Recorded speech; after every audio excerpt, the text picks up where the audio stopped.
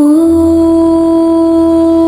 देवी शैलपुत्रे नमः। या देवी सर्वभूतेषु मां शैलपुत्री रूपेण संस्थिता। नमस्तस्यै नमस्तस्यै नमः। नमस्तस्यै नमो नमः। ॐ देवी शैलपुत्रे नमः। या देवी सर्वभूतेषु मां शैलपुत्री रूपेण संस्थिता।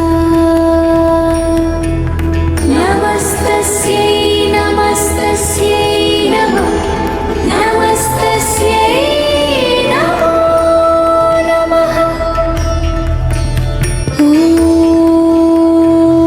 देवी शैलपुत्रे नमः।